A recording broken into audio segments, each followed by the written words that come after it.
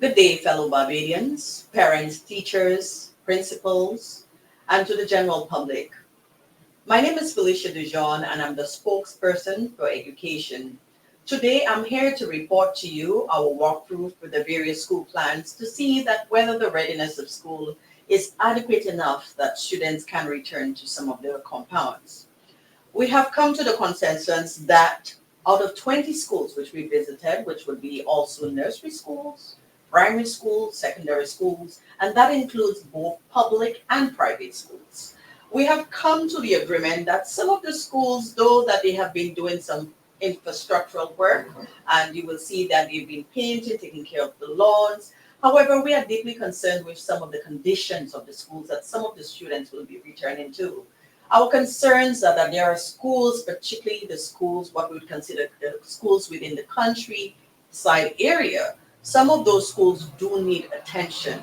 And it's very critical that we understand that every school needs equal access of the resources that will allow students to return to school in a conducive environment. We cannot have our students returning to schools where there are roofs that are leaking, where there are broken infrastructure in the bathrooms, where there are fundamental issues leaking in the bathrooms, leaking in the roofs, and things of that nature. It is very important that we understand that we do not want our students being returned into such conditions.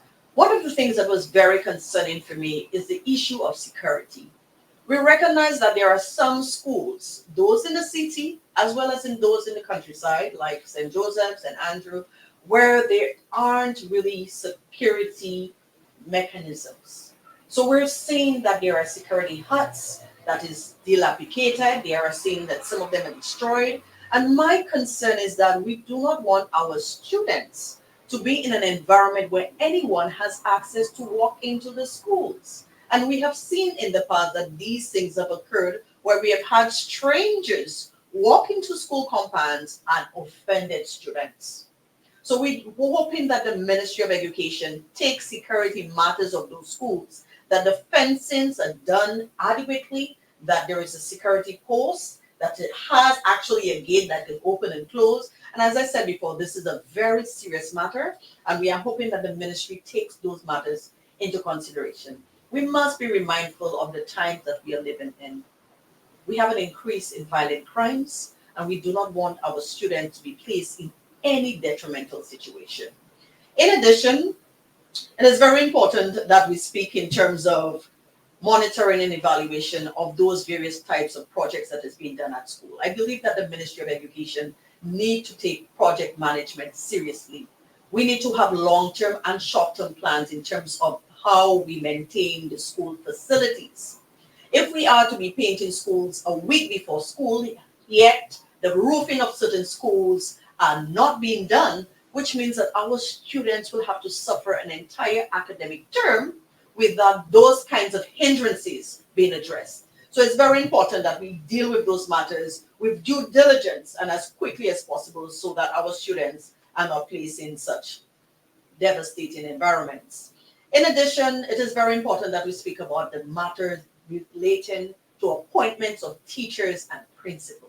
We know that some principals have retired, some teachers requested transfers, and at this point, they have not received any confirmation as to whether the transfer has been approved, whether they will be transferred and where will they be transferred. Will teachers and principals, will they be transferred to various schools? And we must remember the impact that it has on our students and our teachers, and of course, parents. We believe that the Ministry of Education are doing things last minute. We cannot do those things when it comes to the education of our children. In addition, we need to speak about the issues of education reform. I believe that the Ministry of Education did indicate to the public that they will have education reform in full stream in 2025. Now, this is very concerning because for that date, we haven't heard any updates from the ministry, nor from the personnel that are responsible for educational reform. So I believe that the Ministry of Education must provide us an update because students and teachers within the education system that will be affected by the educational reform implementation needs to be informed as to what will occur. Students at the primary school level need to know whether we will have 11 plus, will that be continued? And students at secondary school level would want to know exactly how would those structures be done. So parents do have very valid concerns. And I think what is very important and very critical is the role of PTAs and community leaders and members. It is important that you have a role and responsibility to advocate and intervene on the rights of children, on the rights of the students and parents and the teachers. It is important that if you notice any kinds of concerns, whether it's in infrastructural, whether it's in teaching methodologies, that you contact the various ministry departments, or you can contact us at the opposition office so that we can assist you. So please, we are appealing to the Ministry of Education through the Minister of Education to ensure that the concerns that we have highlighted, mainly that some schools are at a disadvantage. We are seeing some schools in the city have the various requirements, that they have the kinds of infrastructure that is conducive for learning. However, in certain environments, in certain communities, the schools are not to par. And that is very alarming. We need to treat every student, every child equally, whether they're from St. Andrew, whether they're from St. John, whether they're from Bridgetown, whether they're from St. Thomas. We cannot have some schools not having adequate facilities. They're human beings and they have human rights.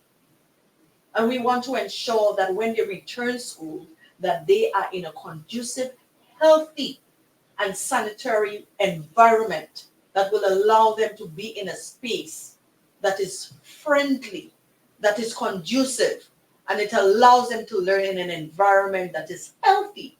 So we are appealing to the ministry to take those matters in consideration. We need to ensure that there's proper project management to deal with those matters, but also at the same time to ensure that all those mechanisms are in place and there is a checklist so that all schools get the kind of attention that they require. Because we do not want any child or any school to be left behind. In addition, we believe that also that the opposition office will be conducting some research to see what has happened to the students that have graduated within that 6-year period under this administration. Because we're seeing the alarming concerns of students not having the ability to fill out basic forms or what we call functional illiteracy. What has happened within that 6-year period? And so it's very important to find out whether those students have gained meaningful employment, whether they have been appointed in various positions within societies, or whether they have continued their education or tertiary education. So it's important that we conduct that research because we've seen that this administration have been a detriment to the education system in Barbados. And as a result, we as the opposition, including myself as the spokesperson for education, will do everything that it takes to ensure that we speak openly on your matters, the matters that concern you, the matters that concern us as citizens within the society, the education of our children and education of our youth.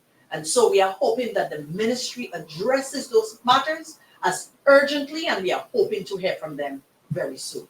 Thank you.